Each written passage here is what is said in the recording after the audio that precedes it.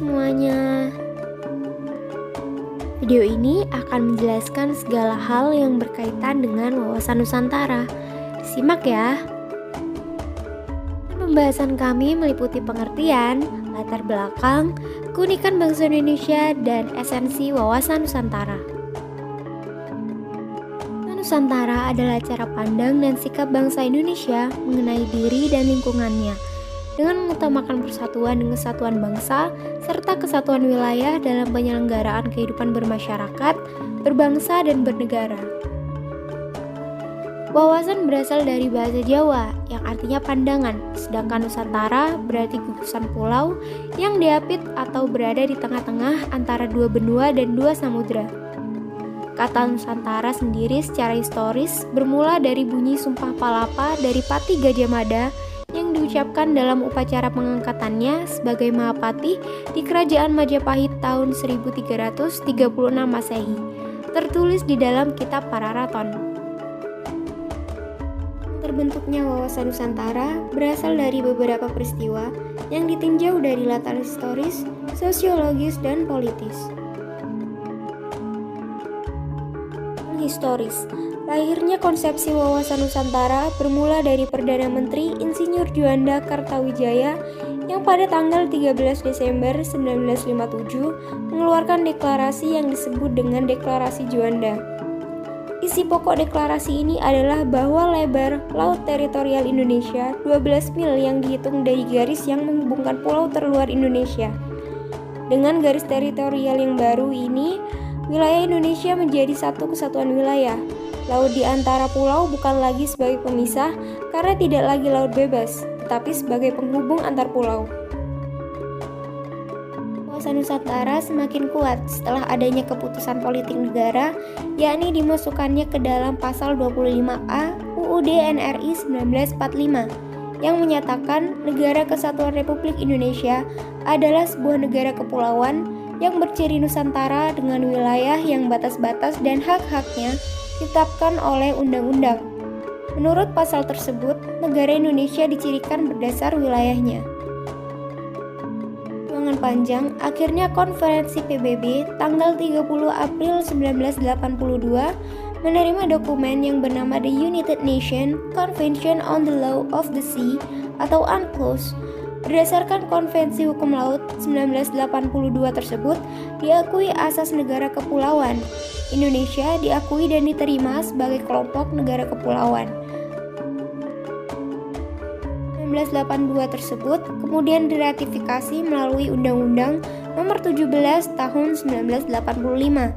Berdasar Konvensi Hukum Laut tersebut, wilayah laut yang dimiliki Indonesia menjadi sangat luas, yakni mencapai 5,9 juta kilometer persegi. Belakang sosiologis.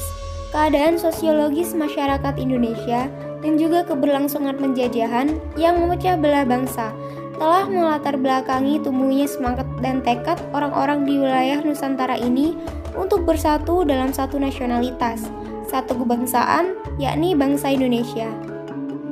Kebangsaan Indonesia sesungguhnya telah dirintis melalui peristiwa kebangkitan nasional tanggal 20 Mei 1908, ditegaskan dalam Sumpah Pemuda tanggal 28 Oktober 1928 dan berhasil diwujudkan dengan Proklamasi Kemerdekaan Bangsa pada tanggal 17 Agustus 1945. Rumusan wawasan Nusantara dimasukkan dalam Naskah Garis Besar Haluan Negara atau GBHN sebagai hasil ketetapan MPR mulai tahun 1973 sampai 1998. Setelah GBHN tidak berlaku disebabkan MPR tidak lagi diberi kewenangan menetapkan GBHN, konsepsi wawasan Nusantara dimasukkan pada rumusan pasal 25A UUD NRI 1945, hasil perubahan keempat tahun 2002. Esensi wawasan Nusantara. Yang pertama, perwujudan Kepulauan Nusantara sebagai satu kesatuan politik.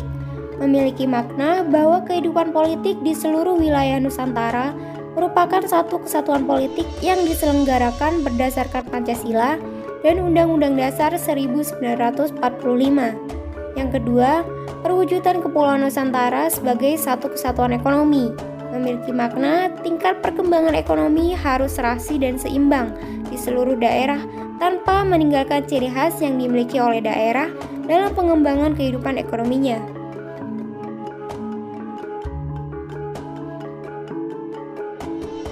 Kepulauan Nusantara sebagai satu kesatuan sosial budaya memiliki makna bahwa budaya Indonesia pada hakikatnya adalah satu. Sedangkan corak budaya yang ada menggambarkan kekayaan budaya bangsa yang menjadi modal dan landasan pengembangan budaya bangsa seluruhnya, dengan tidak menolak nilai-nilai budaya lain yang tidak bertentangan dengan nilai budaya bangsa. Yang keempat, perwujudan Kepulauan Nusantara sebagai satu kesatuan pertahanan dan keamanan memiliki makna bahwa ancaman terhadap satu pulau atau satu daerah pada hakikatnya merupakan ancaman terhadap seluruh bangsa dan negara. Sekaligus ciri khas bangsa Indonesia adalah bercirikan negara kepulauan atau archipelago state dengan jumlah 17.508 pulau. Luas wilayah 5.192 juta kilometer persegi dengan perincian daratan seluas 2.027 juta kilometer persegi dan laut seluas 3.166 juta kilometer persegi. Negara kita terdiri dari 2/3 lautan atau perairan. Jarak utara selatan 1.888 km dan jarak timur barat 5.110 km. Terletak di antara dua benua dan dua samudra.